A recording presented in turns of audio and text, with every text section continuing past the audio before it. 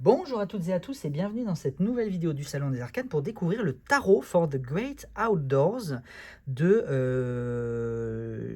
J.Q. Gordon, illustré par Charis Steber. Ce jeu qui s'inspire du milieu naturel, mais surtout des randonneurs, voilà, des grandes randonnées en nature, en montagne, plus particulièrement.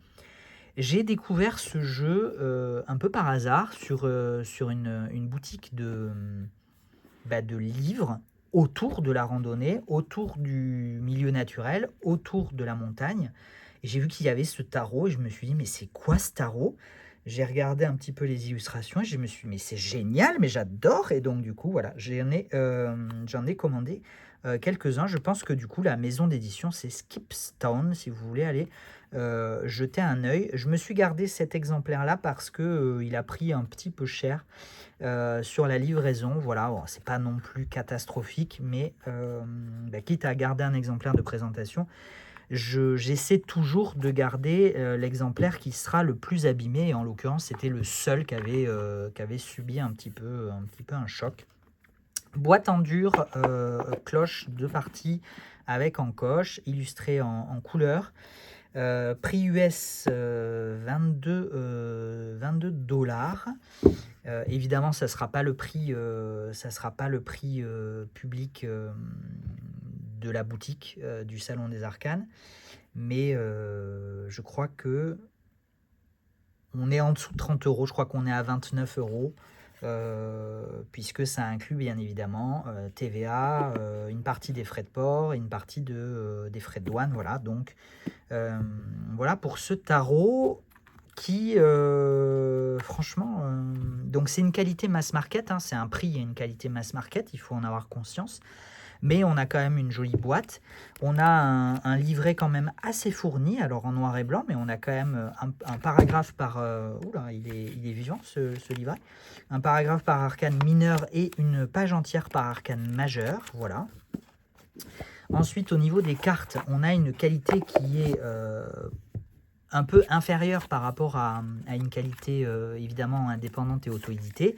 On est probablement plus sur du 300 en termes de grammage ou 310. On est sur une finition lisse et mate, mais très sincèrement, regardez l'épaisseur du paquet, ça n'a trop rien à envier à... Alors, la coupe est classique, les tranches sont neutres, mais très sincèrement, en termes de qualité, on est sur quelque chose de très correct pour un jeu à moins de 30 euros. Voilà, c'est du correct. On a une croix celtique, quelques mots-clés sur les suites qui ont du coup d'autres noms. Les vessels pour les coupes, les sticks pour les bâtons, les stones pour les deniers et les blades pour les épées. Quoi d'autre? Page, Knight, Queen and King. Non, les personnages de cour ont les mêmes noms. Voilà. Et écoutez, on y va. Sur les majeurs, pardon, vous avez là, en plus, vous avez mentionné le nom d'un parc national américain dont s'inspire la carte.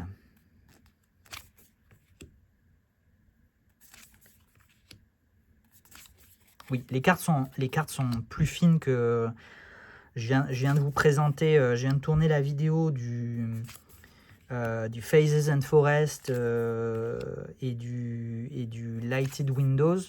On n'est pas du tout sur la même qualité de carte. Voilà, ça me fait bizarre là parce que je viens de manipuler des jeux indépendants et auto-édités de très très très très bonne facture. Bon, là oui, c'est du... c'est du mass market assez basique quand même, mine de rien. Je pensais que c'était un peu plus cartonné que ça. Bon, ça reste correct pour un jeu de ce prix-là, mais voilà. Bon, l'avantage, c'est que c'est extrêmement maniable, extrêmement bien mélangeable. Mais c'est vrai qu'après, je comprends que quand on est habitué à des jeux indépendants et auto-édités, forcément, après, sur des jeux mass market un peu plus lambda, mais bon, voilà, on ne fait pas toujours ce qu'on veut non plus. Je vous en reparlerai. à titre personnel.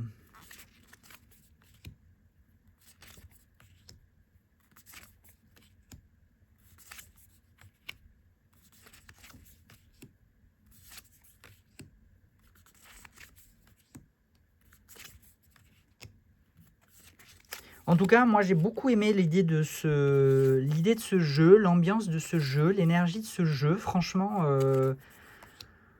voilà, je suis dans une période très envie de nature, très envie d'activité extérieure. Je pense que ça ferait du bien à l'humanité de retrouver un petit lien avec la nature, un petit peu plus de respect pour peut-être éviter une météo toujours plus chaotique. Mais bon, voilà. En tout cas, non, c'est vrai que ça donne envie. Voilà, ça donne envie d'espace, ça donne envie d'oxygène, ça donne envie de verre, ça donne envie d'eau aussi, de rivière, de lac, voilà. À moi personnellement. Après, je ne sais pas pour vous. Peut-être que ça vous plaît pas du tout ce genre d'activité. Je suis pas je suis pas un randonneur, hein, je suis pas un baroudeur non plus. Faut pas déconner. Mais euh, mais c'est vrai que voilà, c'est quand même très agréable. Moi qui reviens il n'y a pas si longtemps, il y a 15 jours à peine, d'un long week-end en montagne, sans réseau, dans un chalet, au milieu des brebis, des vaches et de la forêt. C'était extraordinaire.